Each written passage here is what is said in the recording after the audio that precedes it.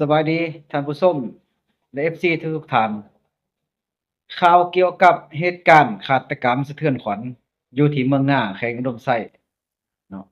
ถือว่าเหตุการณ์ดังกล่าวนี้เนาะเกิดขึ้นมาตั้งแต่วันที่3พฤศจิกายน2025เนาะซึ่งฆาตกรหั้นเนาะได้ใช้ปืนแก๊ปยิงนางไม้นงท่ออายุ24ปีเสียชีวิตคาที่อยู่เถียงไร่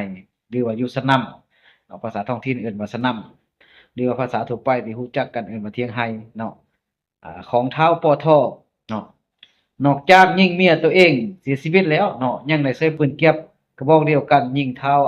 เพ็งม่งเพ็งม่งอายุ34ปีได้รับบาดเจ็บสาหัสเนาะหลังจากได้ก่อเหตุแล้วผู้เกี่ยวก็ลักหนีเนาะเกี่ยวกับลักหนีเอาตัวหลบหนีว่าซั่นเนาะฉะนั้นแล้วเนาะเจ้าหน้าที่ปกสแขวงอุดมไส้หั้นเนาะจึงได้ทำการสืบสวนสอบสวนเนาะแล้วก็ให้รู้ว่าฆาตกรหั้นเนาะชื่อท้าวเกียร์ย่าเนาะชื่อท้าวเกียร์ย่าอายุ39ปีเนาะ39ปีอยู่บ้านเฟือกภูกอเมืองง่าแขวงอุดมไส้เนาะหมายความว่าผ่านการชันสูตรเนาะสถานที่เกิดเหตุเนาะและชันสูตรซากศพอย่างละเอียดแล้วเนาะอ่าที่ว่า รู้ตัวเป้าหมายว่าแม่นผู้เกี่ยวแท้เนาะเจ้าหน้าที่ตำรวจก็ได้สอบค้นหาหรือว่าไล่จับผู้ต้องหาหั้นเนาะจับฆาตกรหั้นเนาะถือว่าวันที่9พฤศจิกเนาะแล้วก็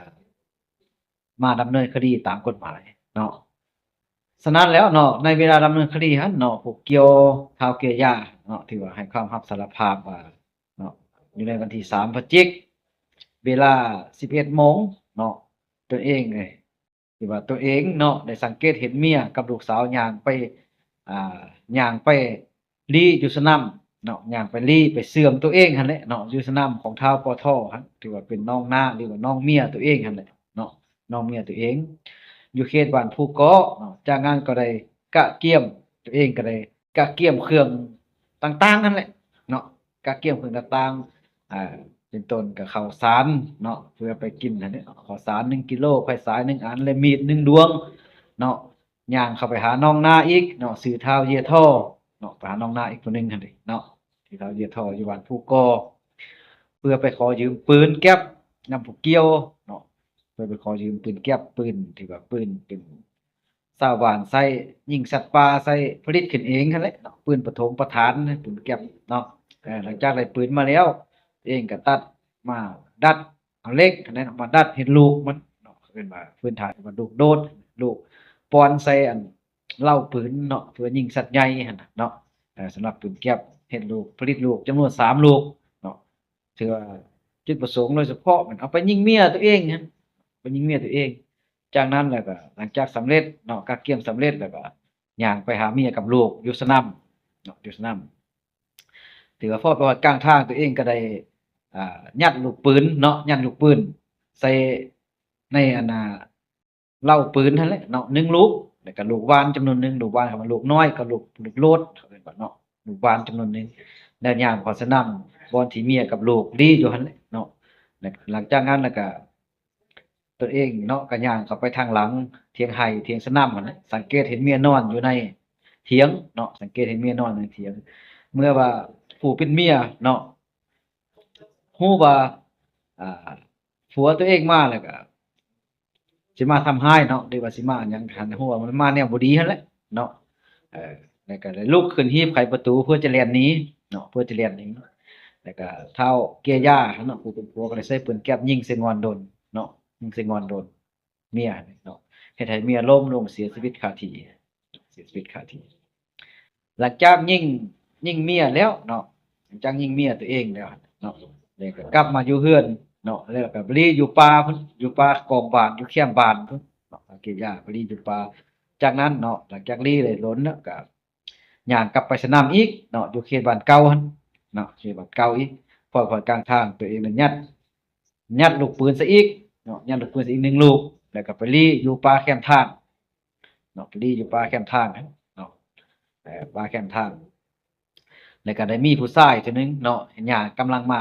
บ่ฮู้ชื่อว่าซั่นเนาะย่างกำลังมากำลังย่างมาว่าเนาะย่างมากลางทางเนาะย่างมากลางทาง สังเกตเห็นทางเบื้องหลังหั่นแหละเนาะคล้ายคือเท้าปอท่อน้องนาคเนาะคล้ายคือเท้าปอท่อน้องนาคอันนี้จึงได้ใช้ปืนแก๊ปยิงใส่บ้านหนึ่งเฮ็ดให้ผู้ชายดังกล่าวหั้นล้มลงแล้วก็อ่าได้รับบาดเจ็บสาหัสเนาะแต่ว่าบ่เสียชีวิตเนาะรับบาดเจ็บสาหัสหลังจากนั้นแล้วก็ย่างไปเขตบ้านเก่าเอาปืนแก๊ปทิ้งไว้อยู่แคมป์ทางเอาตัวหลบหนีไปอยู่สนามเนาะอยู่สนามจนมาฮอดวันที่9พฤศจิกเนาะห่างกันเวลา5วันหรือว่า6วันถึงเจ้าหน้าที่ปกสจับตัวมาดำเนินคดีเนาะมาดำเนินคดี ต่อกับกรณีดังกล่าวหั้นเนาะเขาเอิ้นว่าเป็นการฆาตกรรมเนาะเฮ็ดให้เสียชีวิตแต่ต้องถึงชีวิตสุขภาพแล้วก็ร่างกายเนาะ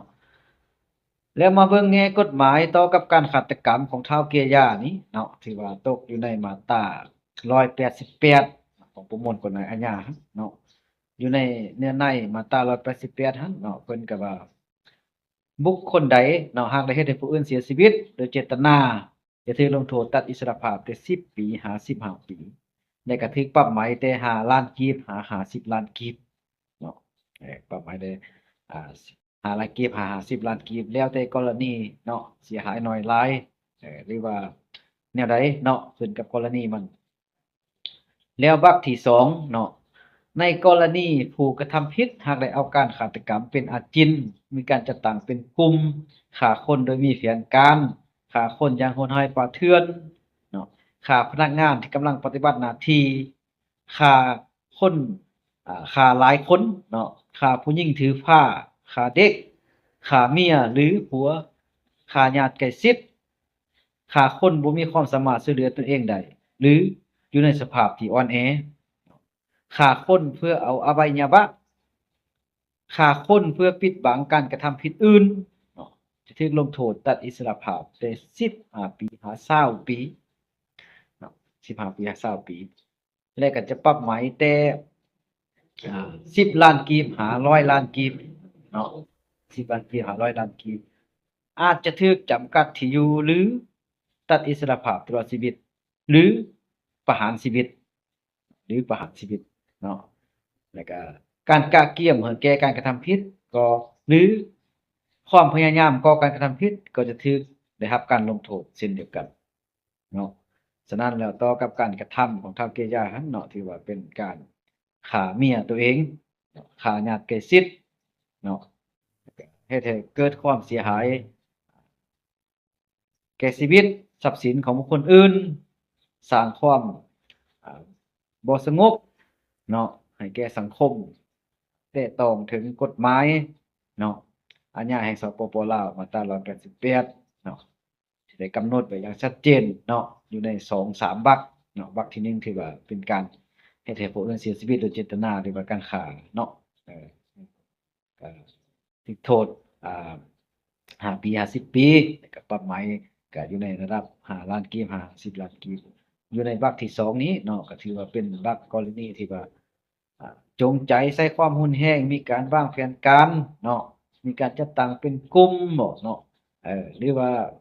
คือข้าพเจ้าเว้าเมื่อกี้นั้นน่ะฆ่าหลายคนฆ่าผู้หญิงถือผ้าฆ่าผัวหรือฆ่าเมียฆ่าเด็กบ่